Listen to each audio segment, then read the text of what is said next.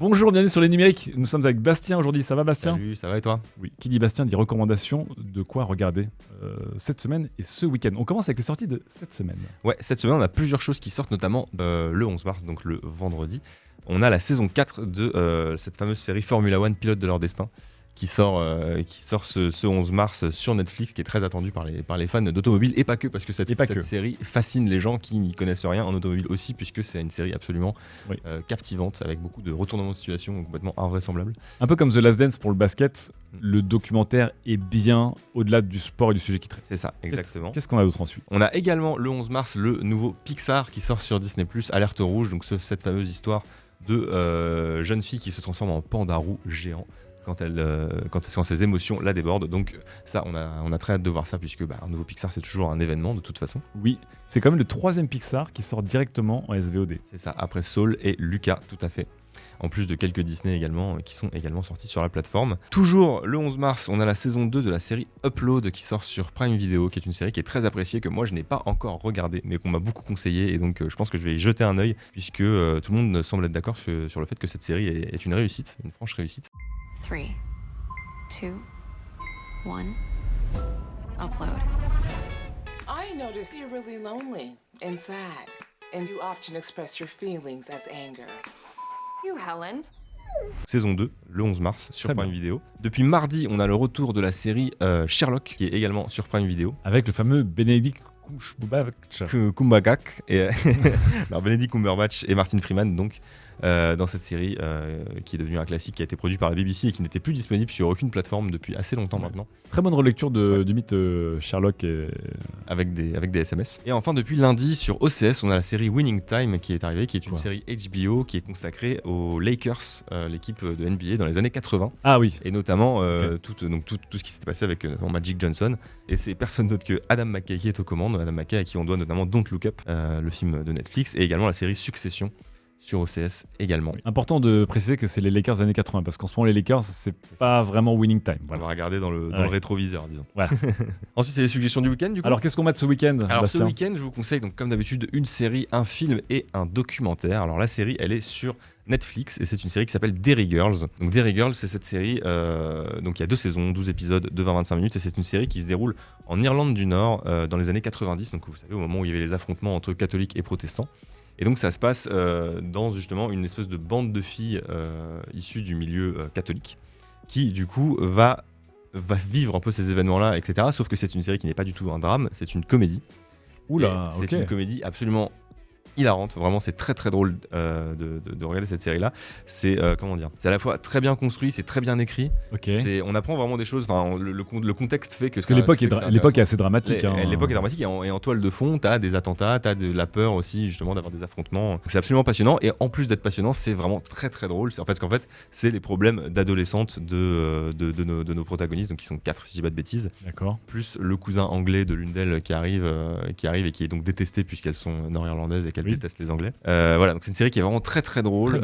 Si vous aimez en plus les accents très prononcés en anglais, l'Irlande du Nord c'est quelque chose, on va dire. Donc Derry Girls. Derry Girls, des personnages hauts en couleur que je conseille à tout le monde. Qu'est-ce qu'on a d'autre? Le film, on change complètement de registre. On part sur Prime Video, on part avec un animé que vous connaissez certainement, mais qui est un grand classique qu'il faut avoir vu, je pense, qui s'appelle Akira. Oh là là là là là là. Donc le fameux film d'animation de 1988 adapté du manga de Katsuhiro Otomo, qui l'a lui-même adapté sur grand écran, et donc qui est, contrairement à ce que je pensais avant de le voir, pas du tout un film sur des gens qui font des courses de moto, parce que pour l'affiche est un peu trompeuse. Ouais. Il fallait la vendre il fallait vendre le film un peu, mais c'est pas l'ambiance. Pour moi je connaissais Akira comme effectivement cette grosse moto rouge, etc. Et ce personnage qui n'est même pas le personnage d'Akira qu'on voit souvent sur les affiches. En tout cas, ce film, je l'ai vu l'année dernière. Alors moi je l'ai vu par chance en 4K au cinéma, parce que pour sa ressortie l'année dernière, mais là il est disponible sur Amazon Prime Video. Et ce qu'il faut, c'est que, pour les gens qui vont le revoir, il a pas vraiment vieilli. Il a pas pris une ride. Alors, déjà que ce soit techniquement. Et même sur son sujet, parce que pareil, d'un Tokyo un peu qui est en plein bordel, alors qu'il y a des Jeux Olympiques en 2020, c'est quand même extrêmement... Ça Ouais, distrait juste. Et c'est un film qui est vraiment saisissant et viscéral et tout ce que vous voulez. C'est vraiment un classique du cinéma d'animation, tout simplement. Et pour ce qui est du documentaire, on va partir sur une plateforme que beaucoup de gens, je pense, ont un peu oublié, qui n'est pas une plateforme de SVOD, parce que je me permets des petites libertés un petit peu. On part sur Vimeo. Oh là là, Vimeo, qui était le cool kids des YouTube Ouais, avant c'est de ça. devenir un truc un peu plus pro et niche, on va dire. Qu'est-ce qu'il y a sur Vimeo? Donc sur Vimeo, il y a un documentaire qui s'appelle The Imposter, donc, qui est un documentaire qui est sorti en 2012 et qui est absolument fascinant, qui raconte l'histoire du français Frédéric Bourdin, D'accord. donc, que peut-être des gens connaissent, qui est un personnage assez connu puisqu'il était un usurpateur d'identité, qui a pris l'identité de dizaines de personnes, voire de centaines dans le monde, et qui donc ce documentaire se concentre sur une histoire où il a pris l'identité d'un jeune homme qui avait disparu aux États-Unis. Et donc en fait il a été retrouvé, alors je crois qu'il est retrouvé en Espagne au début du documentaire, et donc il se signale comme cette personne qui avait disparu, alors je sais plus dans quel état des États-Unis, peut-être le Texas ou quelque chose comme ça. D'accord. Et donc la famille le reconnaît, lui dit ah oui c'est notre enfant, et donc il l'accueille, et donc il y a plein de scènes. En fait c'est un documentaire qui est très particulier parce qu'il est monté comme un film, comme un long métrage. Ok. Vraiment. Mais ce Et sont donc- des images réelles? Il y a des reconstitutions en fait. Oh là là, Qui ok. sont vraiment filmés avec en plus un sens de la mise en scène assez aigu, et donc ils sont entrecoupés de témoignages donc de Frédéric Bourdin, mais aussi de la famille, et donc on se rend compte qu'il y a plein de choses très bizarres qui se passent autour de la disparition de ce gamin, et que lui-même s'est retrouvé dans une espèce d'histoire bizarre avec cette famille, Oh là là. et donc c'est absolument fascinant. J'en dis pas plus parce que c'est un documentaire, mais déjà où on connaît pas forcément bien cette histoire là, Ouais. et qui du coup a plein de rebondissements très très surprenants. Et le plot twist, c'est que c'était Jean-Jacques Bourdin à la fin. Je suis fatigué. Non, Ah, plus sérieusement, il y a une grosse thématique sur les arnaqueurs en ce moment parce que Mm. on a beaucoup parlé de l'arnaqueur de Tinder sur Netflix. Qui d'ailleurs a été fait par les mêmes producteurs Voilà. que The Imposter.